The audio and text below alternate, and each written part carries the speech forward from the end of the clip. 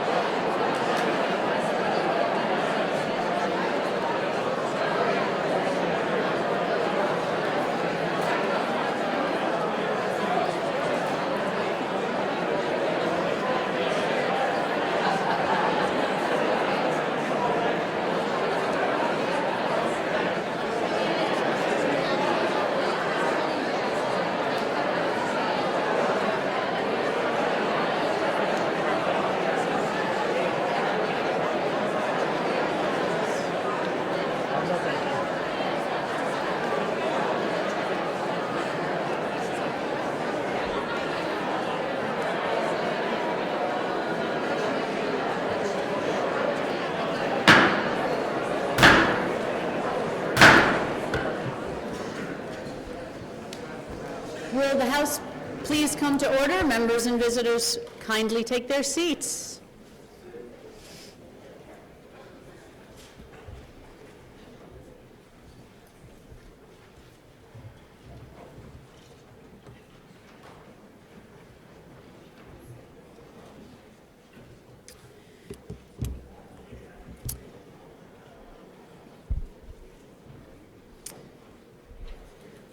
The Senate is on their way here, so we're waiting for them to file to the entrance to the room.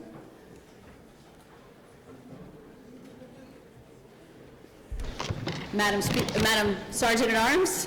Madam Speaker, the Honorable Vermont State Senate.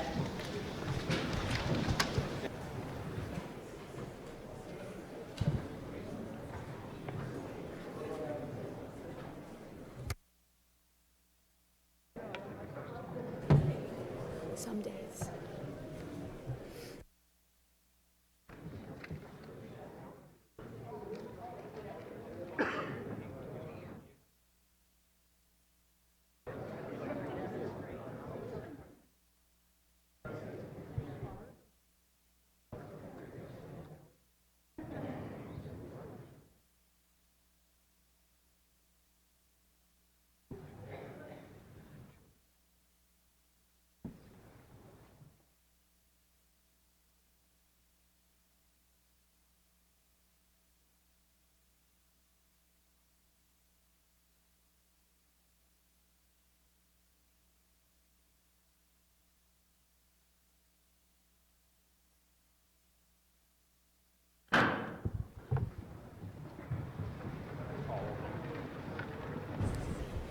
Excuse me, the Assembly will please come to order. This joint assembly is convened pursuant to the provisions of JRS 29, which the Secretary will now read. JRS 29, joint resolution to provide for a joint assembly to receive the state of the state message from the governor. Resolved by the Senate and House of Representatives that the two houses meet in joint assembly on Thursday, January 9, 2020, at 2 o'clock in the afternoon to receive the state of the state message from the governor. The Chair would now like to recognize the Senator from Chittenden District for the purpose of making a motion. Senator Ash. Thank you, Mr. President. I move that a committee of 6 be appointed by the chair to wait upon His Excellency the Governor and escort him into the chamber for the purpose of receiving his State of the State address. Now, the senator from Chittenden District has moved that a committee of 6 be appointed by the chair to wait upon His Excellency the Governor and escort him into this chamber for the purpose of receiving his State of the State message. Are you ready for the question? If so, all those in favor, please signify by saying aye. Aye. All those opposed signify by saying no. The ayes have it, and the motion is carried. The chair will appoint the member from Woodstock, Representative Kimball, the member from Newark, Representative Lefebvre, the member from Londonderry, Representative Payela, the senator from Wyndham District, Senator Ballant, the senator from Caledonia District, Senator Benning, and the senator from Grand Isle District, Senator Mazza. Will the committee please assemble and perform the duties assigned to it? And the joint assembly may be at ease.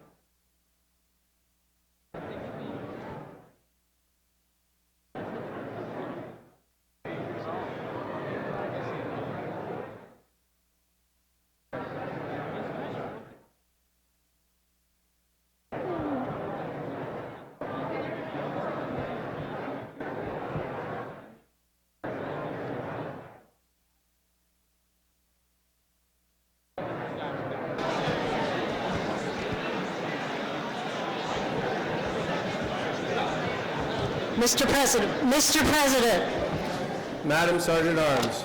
Mr. President, the Governor of the State of Vermont, Philip B. Scott.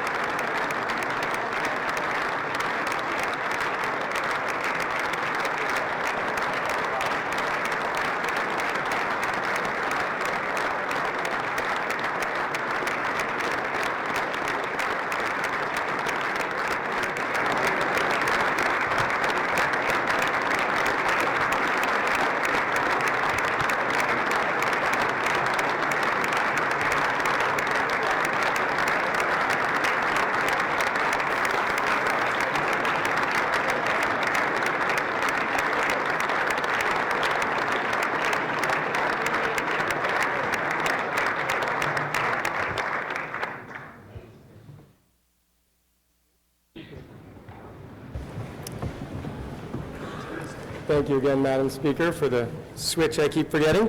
It is now my distinct honor to present to you the Governor of the State of Vermont, the Honorable Philip B. Scott.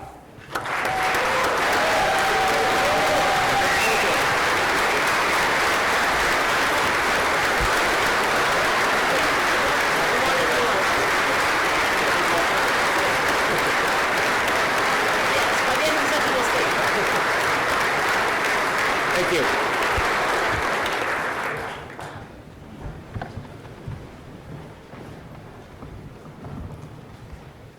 Mr. President, Madam Speaker, Mr. Chief Justice, members of the General Assembly, honored guests, and fellow Vermonters. Today, I welcome the opening of the legislative session with the same optimism I had as a freshman senator from Washington County nearly 2 decades ago.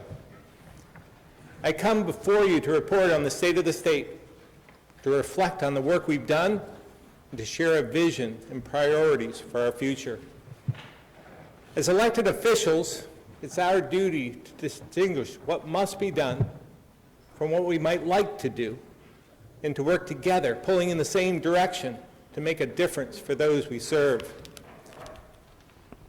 We meet at a time in our nation's history when too many elected officials on both sides are choosing confrontation and partisan politics over collaboration.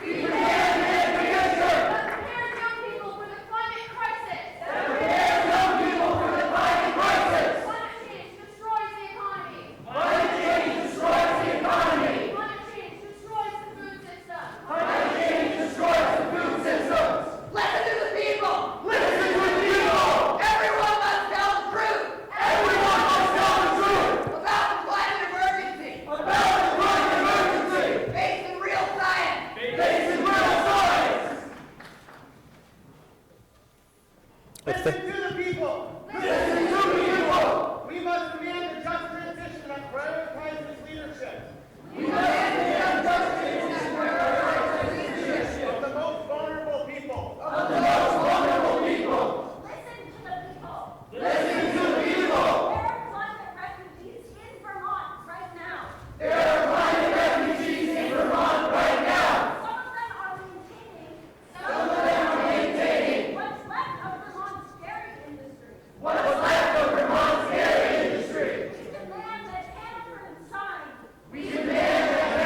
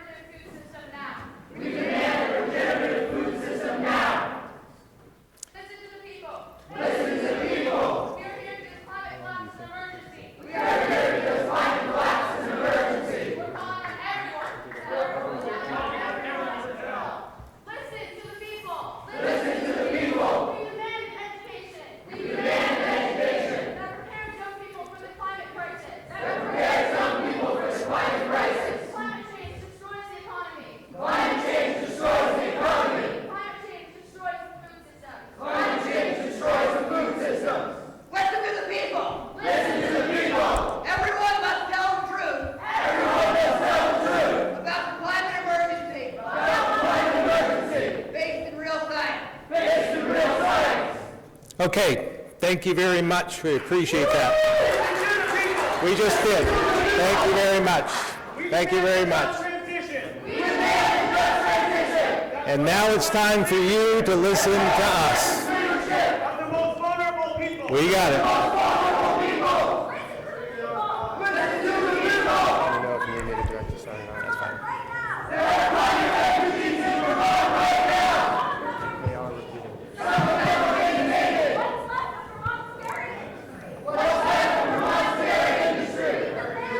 All right.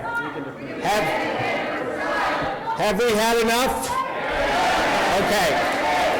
So at this point,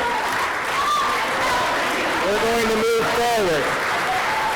If you would like to listen to us and listen to my speech, you're welcome to stay. If you don't want to listen to what I have to say, you can be removed.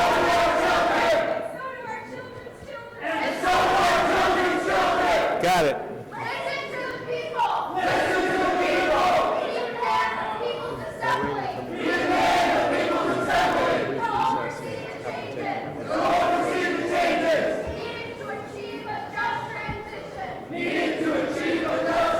Okay, I think we've had enough. Nope. Chamber will please come to order. With our guests in the balcony and in the gallery, please listen to this final offer. We have to proceed with the governor's speech. You have given your message, and the governor has been graceful, as has everybody here, to listen. If necessary, I'll have to declare a recess, and I'll ask the Sergeant-at-Arms and our police forces to remove you.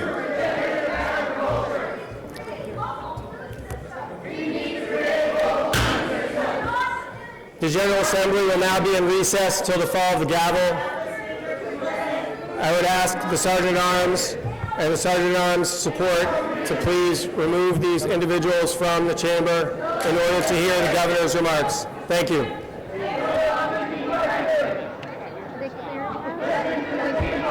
You should stick around if you want. Reset.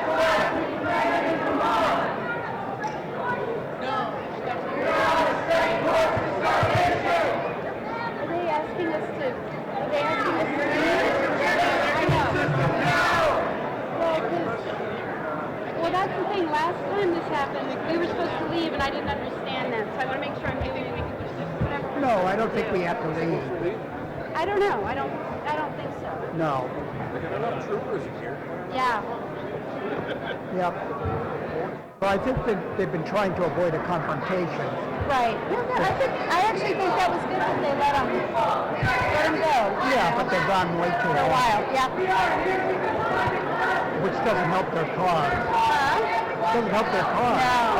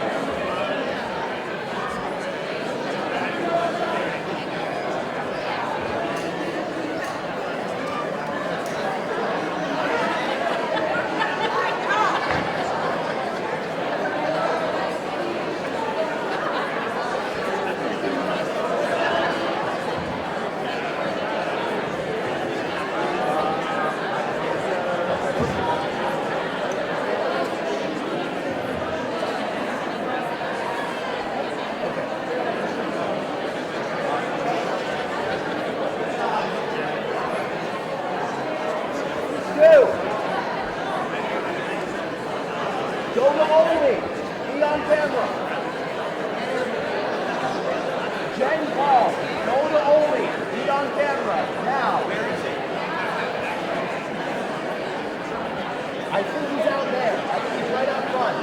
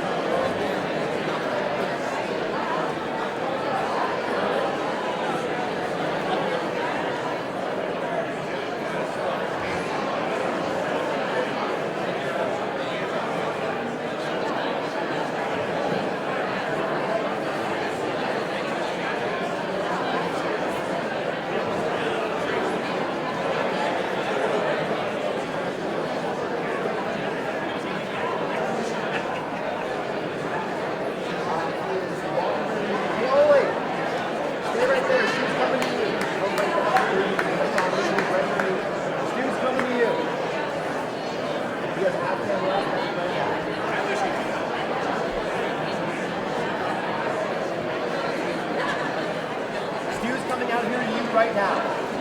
Why isn't Sam on the camera? Sam apparently has to babysit the LGBTQ.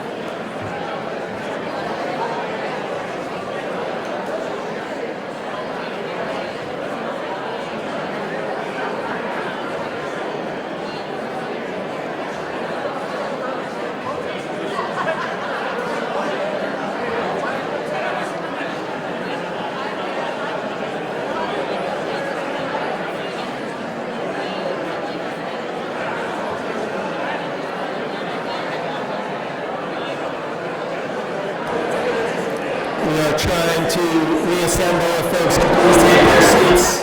We appreciate it. Please work your way to your seats if you would.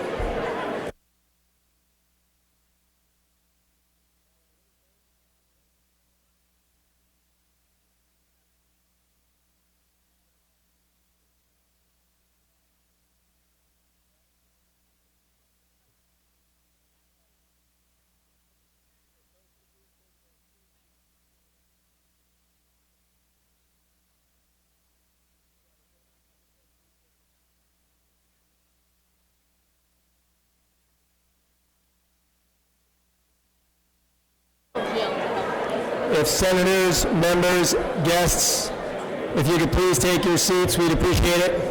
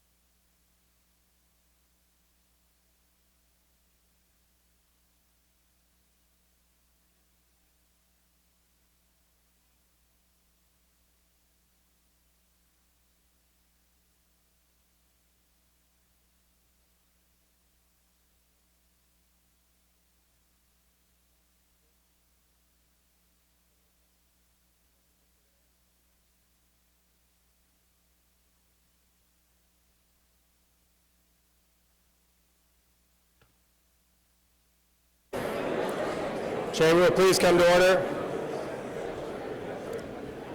Chamber will please come to order. We will resume. Governor Scott. Thank you.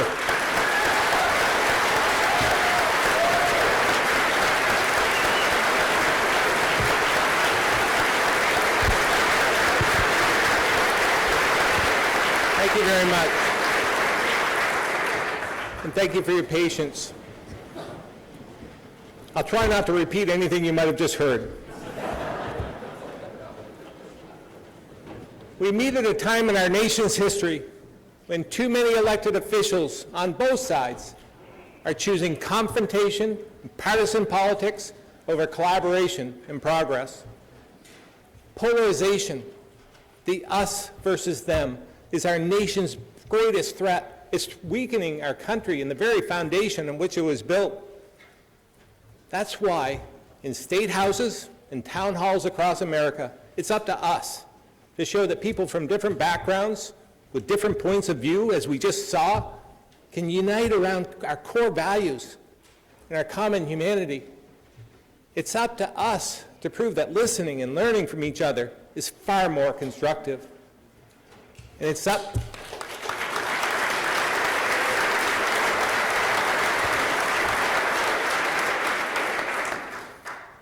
to us to seek consensus where it can be found and compromise where it cannot. Now, we all know there will be times when we have to agree to disagree, and that's okay. But when it happens, let's assume the best of each other and turn our energy to the areas where a path forward remains. This, my fellow Vermonters, is how we rise above the partisanship, how we reject polarization, how we work towards something bigger than ourselves, and how we, all of us in this room, can best lead our nation forward.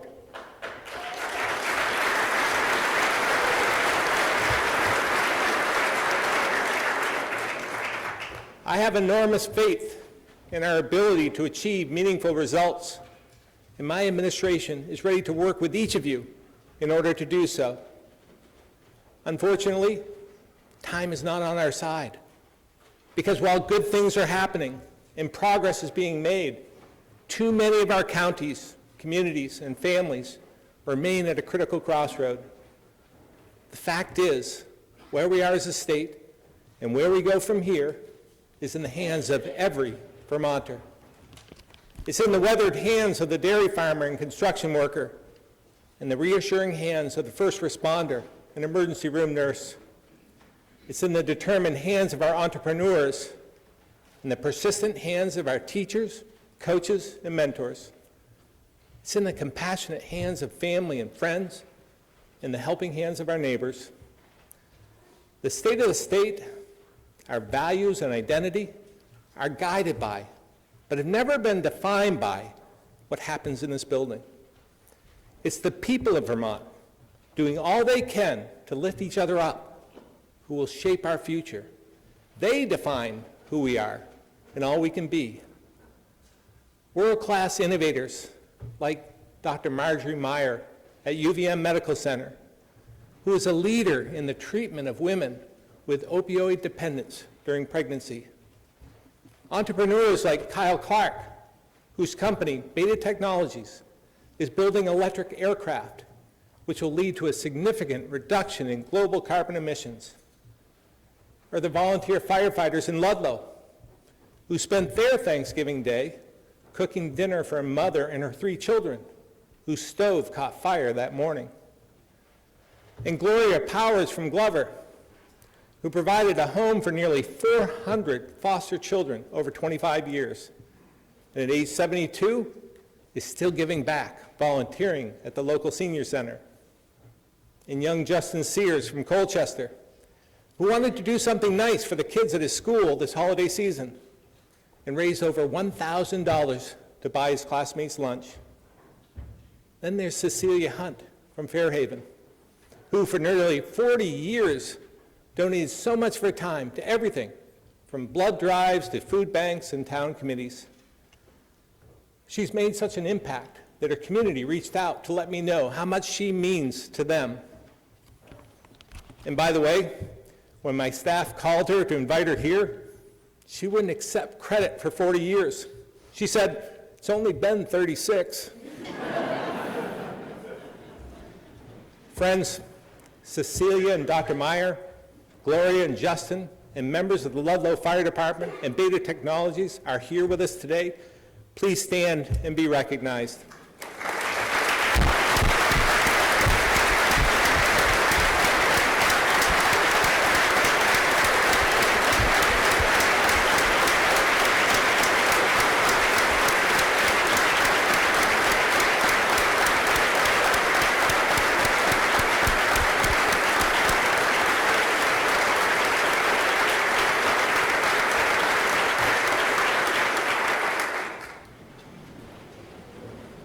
These people and thousands more, those we hear about and those we don't, remind us that we are all part of something bigger, and that it's in our pursuit of purpose and in service to others that we find the best of ourselves, our communities, our state, and our nation. So, even as we face major challenges, these Vermonters show that in the hands of our people, doing all they can every day, the state of the state is strong.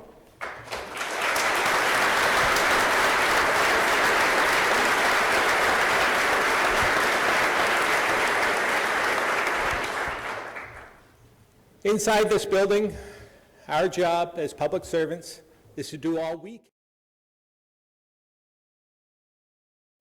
by setting clear priorities and turning good ideas into results. And here's my biggest concern. Today in Vermont, there are about 55,000 fewer people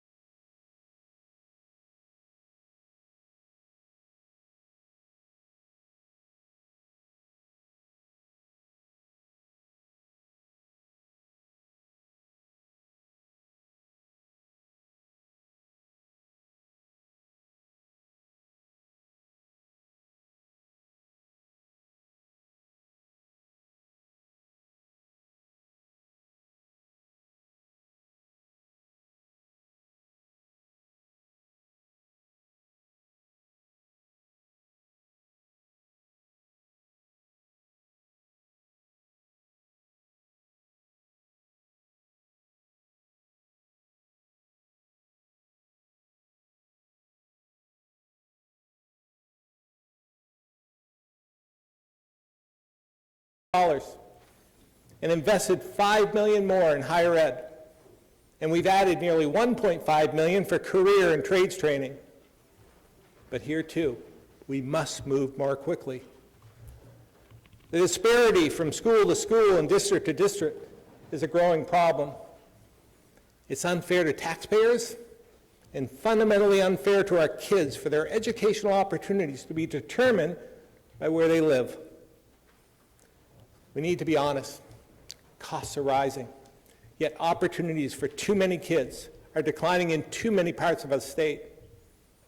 And so is student performance in areas like reading and math. Reversing this trend has been the driving force behind each of my education proposals. And this year, my budget will once again increase investment in the cradle to career continuum. We'll also support the work of the Agency of Education to improve performance. And if you're ready, I'm still willing to have a discussion on how to direct more of our current spending to our kids instead of letting it be consumed by the growing inefficiency of an outdated system.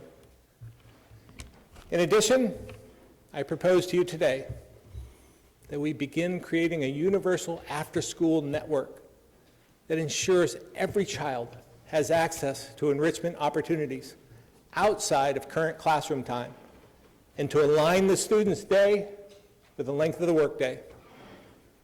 A few thoughts on this. First, it's based on a successful model from Iceland, focused on preventing drug use as well as improving academic and social outcomes. And the evidence is clear. Kids who participate in after-school activities and programs do better in school and in life than kids who don't. Second, a universal program expands choices for every kid. It doesn't limit them, and it would be voluntary. Those who currently go home to their families or participate in drama, music, sports, debate, or older kids who choose to work could all continue to do so. Third, it supports working parents by reducing the logistical and financial burden of after-school care. Finally, we're not recreating the wheel, but we are creating more equity. Many schools already have after-school options through organizations like the YMCA and others, but it's far from universal. There are a lot of details to consider on an issue like this, and I fully recognize that as we put the many challenges of Act 46 behind us, one size will not fit all. That's why I've asked Education Committee chairs, Representative Webb and Senator Baruth, to give this idea some genuine consideration. It's my hope we can deliver this plan by the end of the year that puts us on a path toward universal after-school programs without raising property tax rates.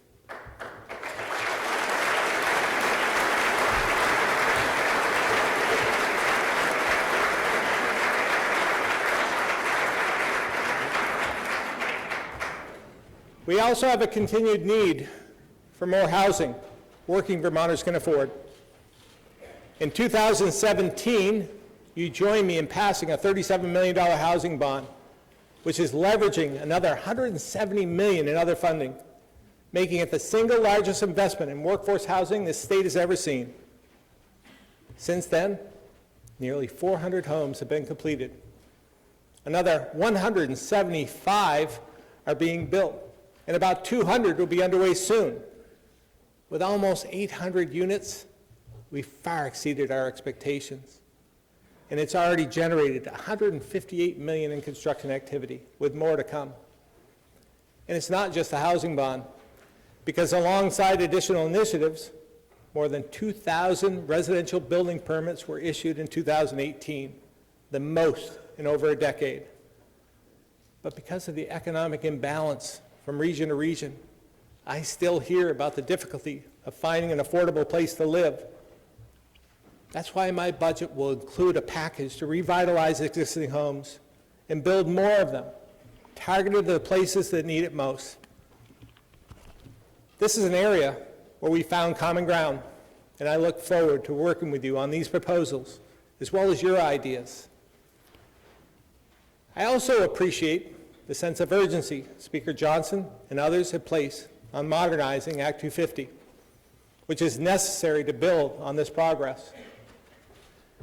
The balanced approach we're working on would enable concentrated development where people want to live and work.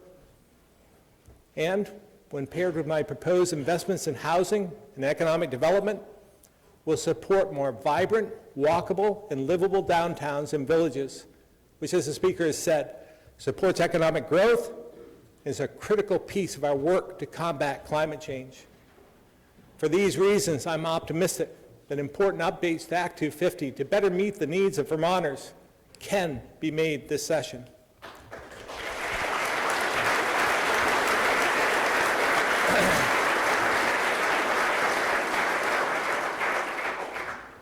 We know about half of the emissions that contribute to climate change come from transportation. That's why we've also worked together to make it more affordable to purchase electric vehicles. This is something I'm really excited about. As you may have heard, I'm a bit of a car guy. In fact, I'm probably the only governor who has a CDL and an inspection license.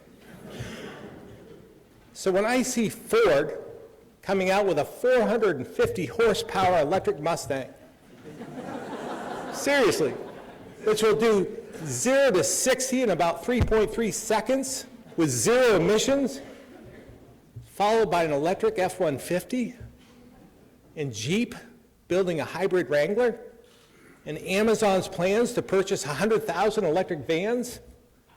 And then you see Harley-Davidson offering a line of electric motorcycles called Livewire. When you see all this, it's clear this transition is happening right before our eyes. We're on the verge of big advances in terms of technology, as well as competition. We need to be part of it to benefit our environment and our economy. And I'm pleased to report we're making progress. In addition to the privately funded charging stations being installed across the state, we've invested over $1 million in charging equipment. And with investments through the Volkswagen settlement, we expect to nearly triple the number of state-funded charging stations by the end of 2020. And to make EVs even more affordable for low and moderate income Vermonters, we provided $1 million in purchasing incentives. Utilities, auto dealers, many employers, municipalities, and individuals have all stepped up alongside state government. As a result, we've seen a 160% increase in the number of EVs on our roads since 2016. But we know this is not enough, so we're not stopping here. As part of the all fuels efficiency conversation before the Public Utilities Commission, we're asking that a portion of energy efficiency charges be directed to transportation electrification. We're also using VW settlement funds and federal grants to purchase more electric school and public transit buses. As we look even further ahead, I strongly believe it's incentives, not penalties, which will help us transition more quickly. I hear from Vermonters across the state, like those traveling long distances for work out of necessity, not choice, and others, like our seniors living on fixed incomes, who struggle to fill their gas tanks and heat their homes.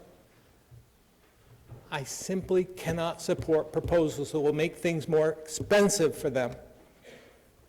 Instead, my budget will propose more incentives and a greater focus on affordable clean energy, as well as expanding our battery and renewable energy storage sectors and the jobs they can create. And I'll propose giving small co-ops and municipal utilities more flexibility in order to innovate. From clean energy to our 20-year, $1 billion commitment to clean water, we've shown protecting our environment can be done in ways that also strengthen the economy without making Vermont less affordable for families and businesses. Now, we're also strengthening the health and safety of our communities. We took significant steps over the last year to protect kids, passing legislation to address the vaping epidemic, and to ensure drinking water at every school and child care center will be tested for lead.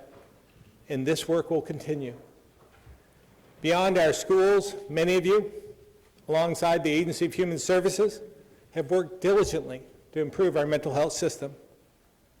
This includes adding inpatient capacity, which is critical to getting people the care they need when they need it.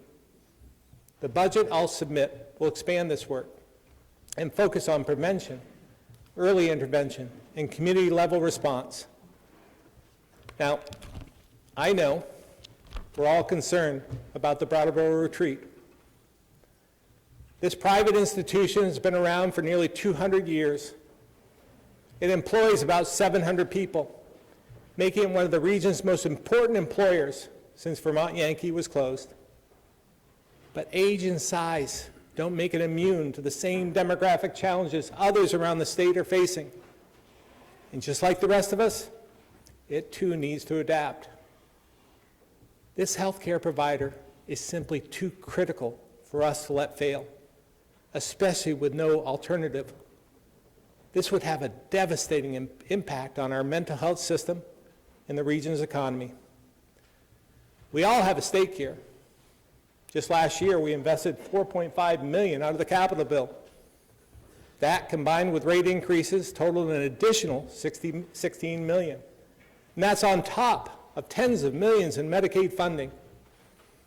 That's why I've directed my administration to work with you to do everything we can responsibly do to help the retreat, just as we're doing everything we can to help Springfield Hospital as well.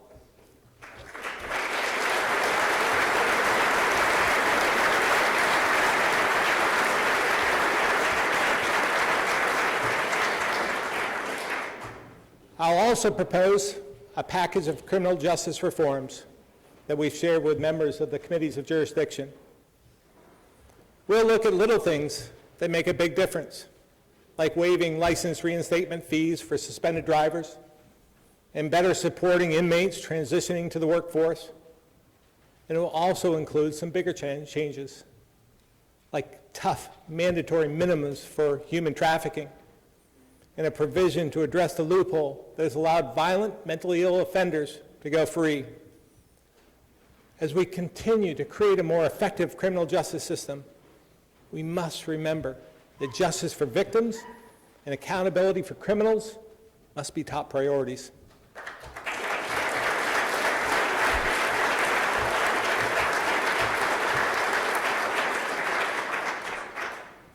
I'm grateful for this opportunity to address our biggest challenges, report on some of our progress, and outline a few of my proposals. There's always much more happening than can be covered in one speech or even two. And I look forward to all of our discussions in the days and weeks ahead.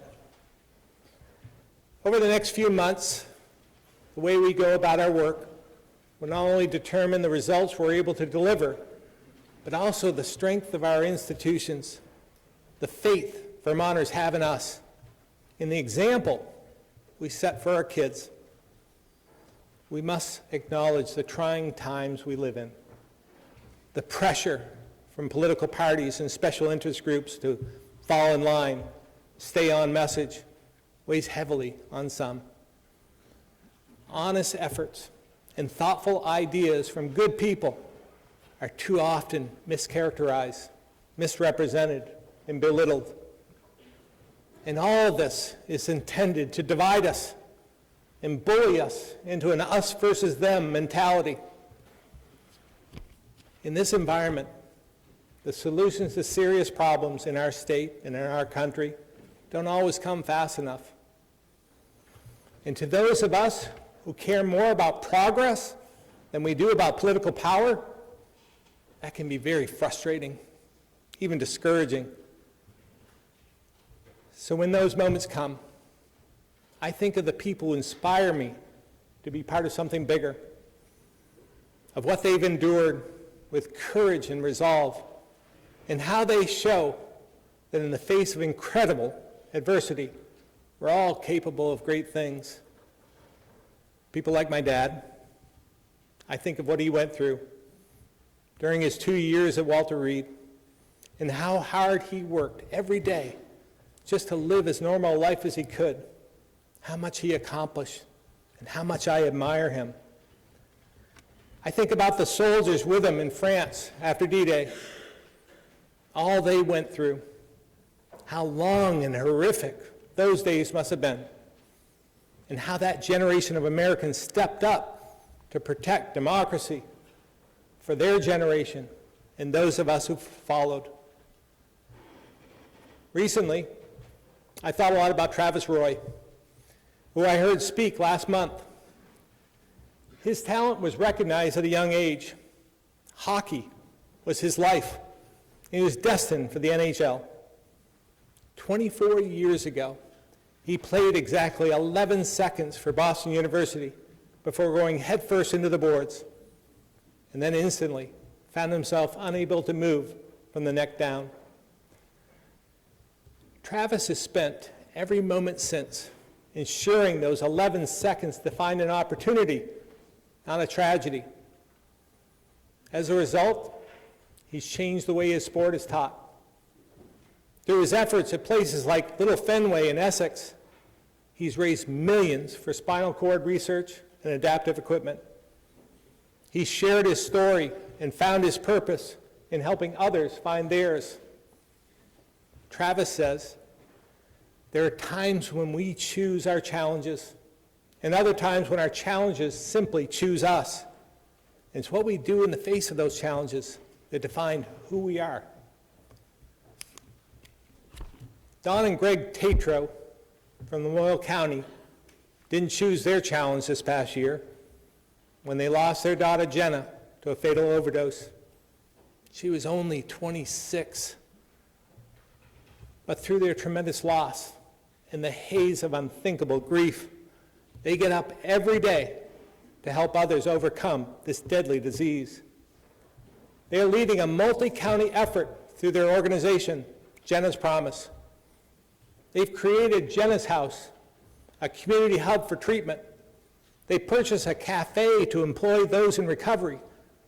They're providing financial assistance for housing, transportation, and so much more. They've found purpose from loss, helping others to heal. Friends, the Tatro family is here with us today, and World War II veterans from my dad's post in our hometown of Barrie, Dr. Joe Aja, Robert Campo, and George Sherlock, as well as Vermont World War II POWs, Clyde Cassidy and Richard Hamilton. Please join me in recognizing and thanking them.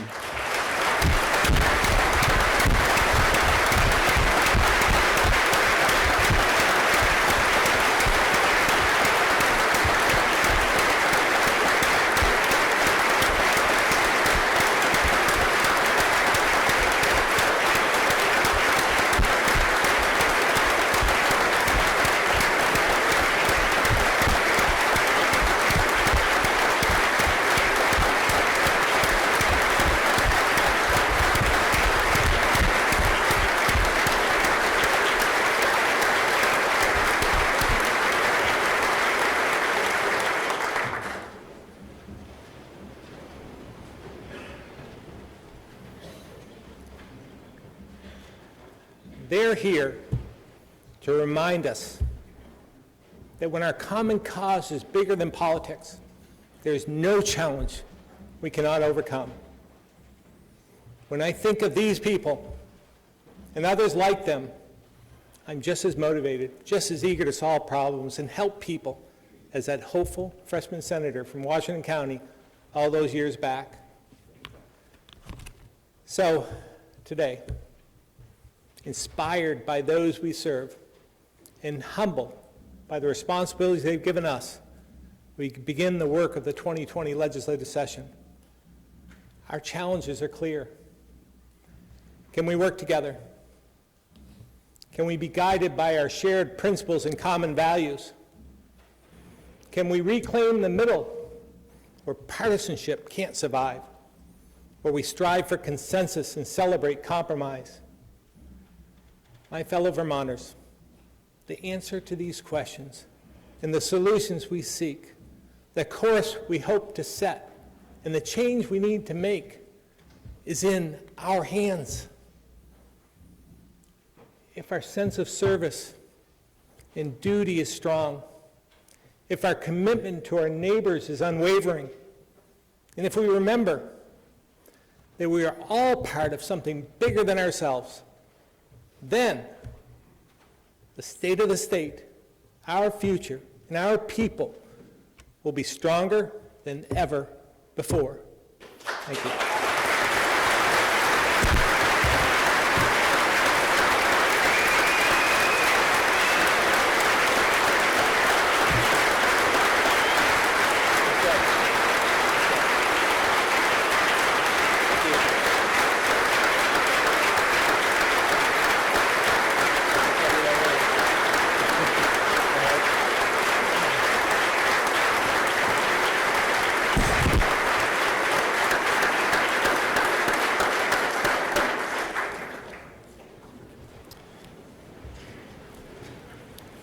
Will the committee please reassemble and escort the governor from the chamber?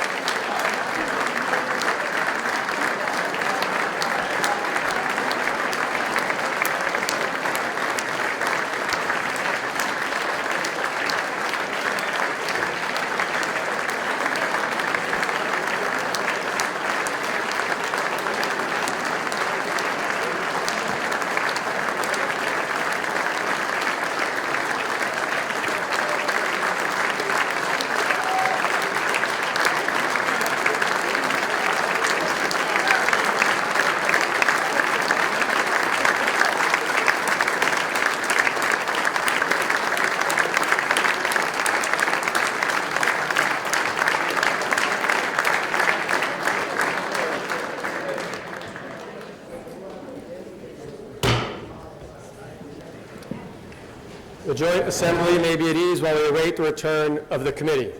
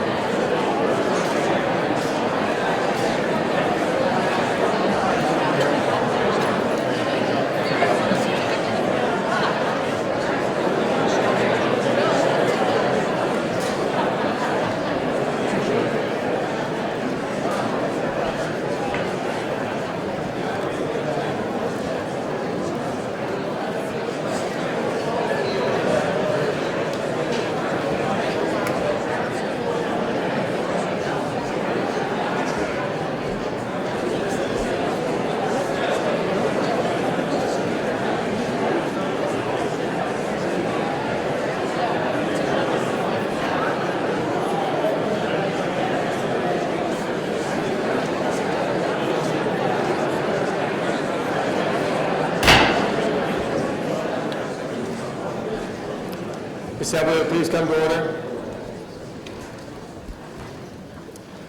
There being no further business, I do hereby declare this joint assembly dissolved.